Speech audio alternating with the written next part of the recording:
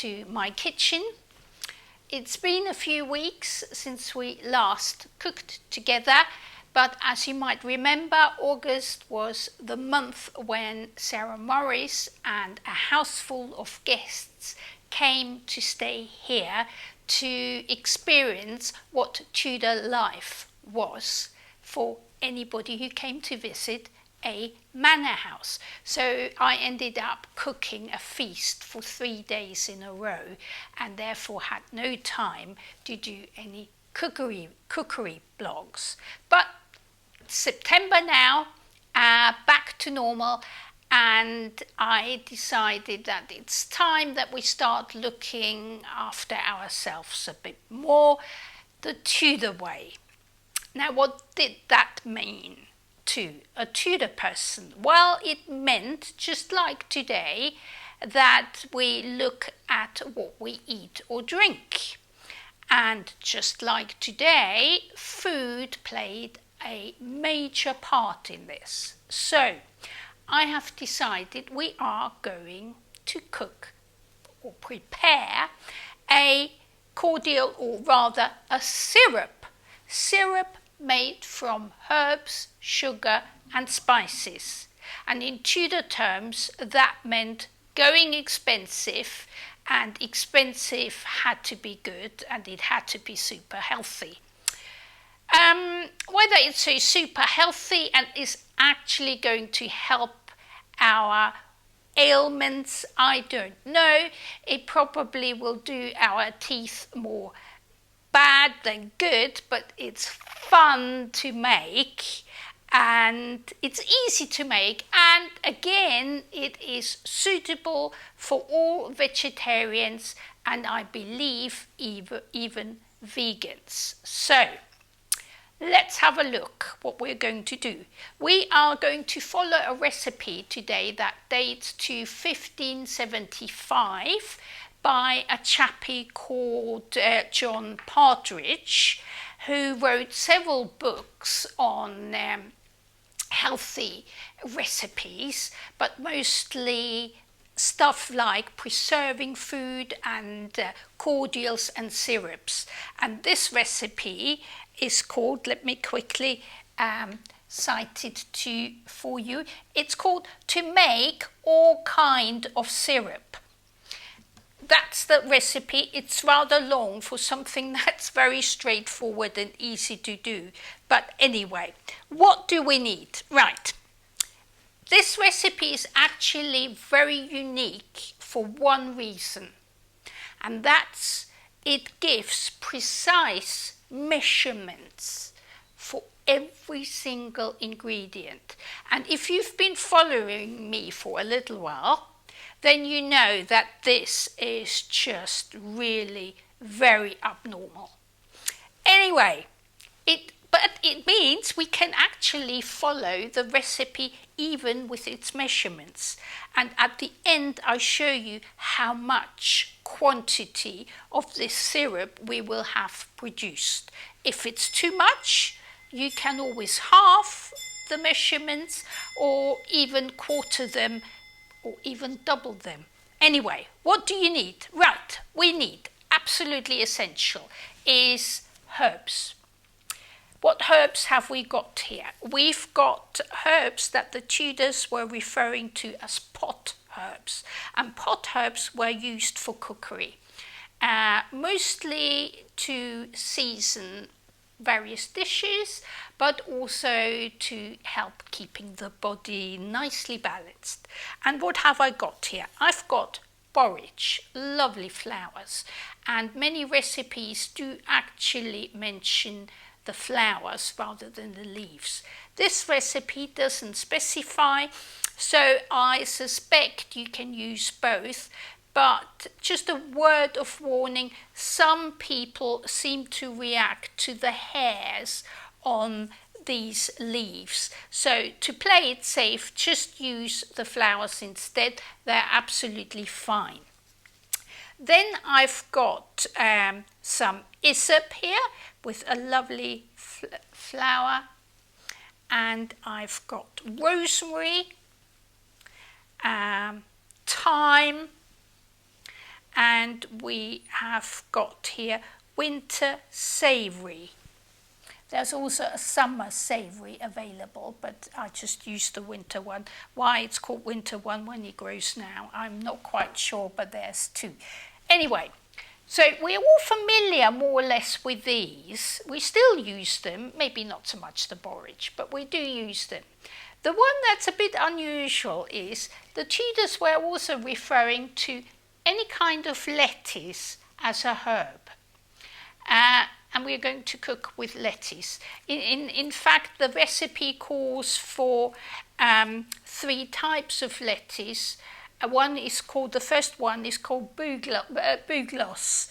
Now, I haven't found any of those in my garden, so I skipped it. But then it goes on to say use, I think, endive, which is kind of like this, and borage. It refers to borage as a lettuce, and that's why I think it does use the leaves as well. Anyway, so that's what we need in the green way of things. We also need sugar. No healthy meal or food without the ever so trusted sugar. We need rather a lot of whole cloves. We need rather a lot of cinnamon, and because we need rather a lot, it's always better to go for the healthier true cinnamon and not the cheaper option, which is made from a tree called cassia.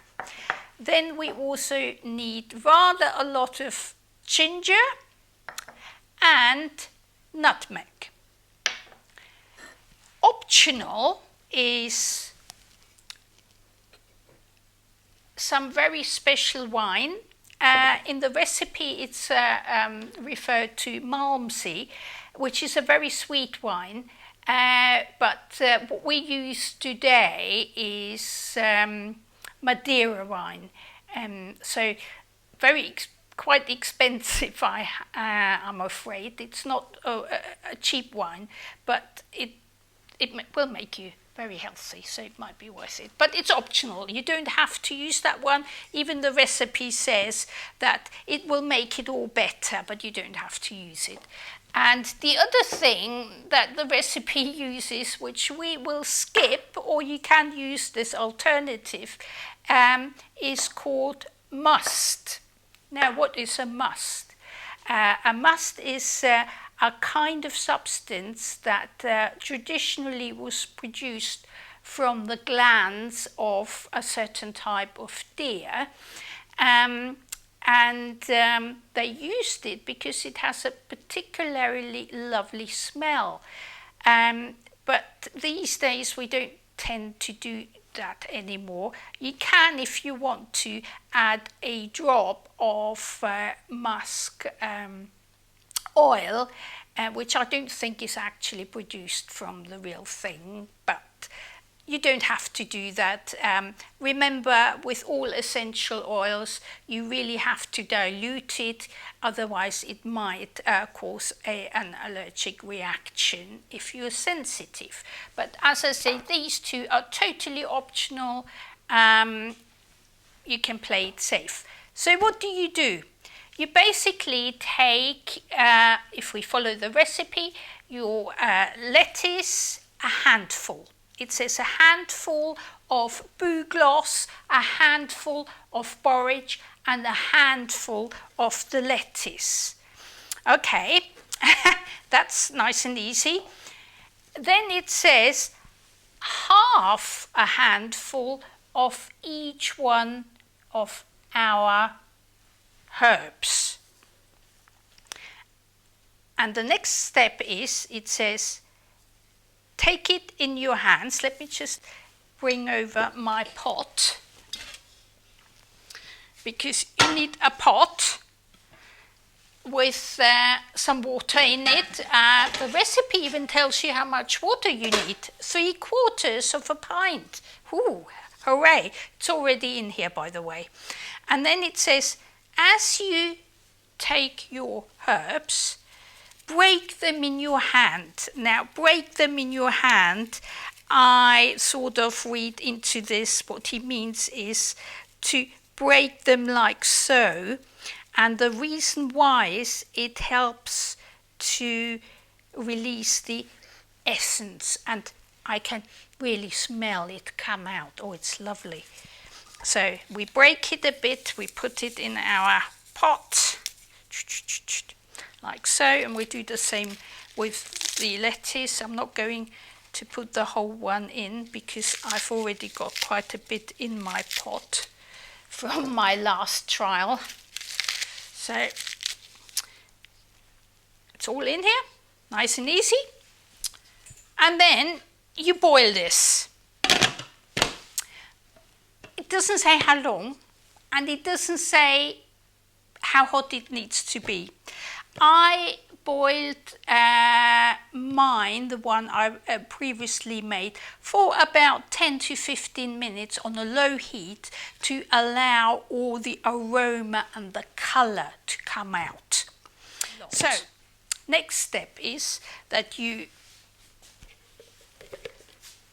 need a sieve, you need a fresh pot, and what we're going to do is we just use, can you see the lovely water or the liquid that comes out now, all nicely smelling of herbs, right?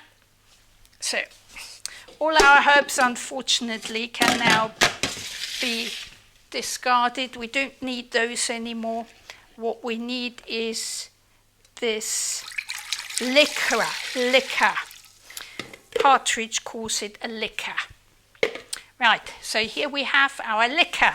What do we do with our liquor that now is full of goodness of the herbs? Right, we are going to add all the lovely spices. Cinnamon, ginger, nutmeg. The measurements are also very precise. It says an ounce of this, half an ounce of that, quarter of an ounce, this and that, and you will see those at the end of the video, so don't worry. I remember it said 1 ounce of whole cloves. In there you go. Now with the whole cloves, I did wonder, why is it asking for whole cloves, but all the other spices are meant to be used ground? And then I remembered, cloves actually have one big side effect. They numb your mouth, which is good if you've got a toothache. It was indeed the Tudors way to calm a toothache. But if you have too much, it can seriously affect your mouth and you lose any sensation in your mouth. By using it whole, you can afterwards, after it's been boiled, you can remove them easily, which I believe makes it a lot safer for your mouth. Anyway, so we put them in. Sugar in. It gives also a precise quantity of sugar, which I have measured out. I would have to look it up now. And that goes simply back onto the stove for cooking a long time. Because as the recipe says, you now cook this gently for as long as it takes until the texture becomes like honey. I had to time it, and I did, and mine was cooking for 1 hour and half an hour. And you have to stir it quite a lot because sugar has this habit of getting stuck to the bottom and then burns. So this goes on, and this is going to now also take 1.5 hours to reach the right consistency.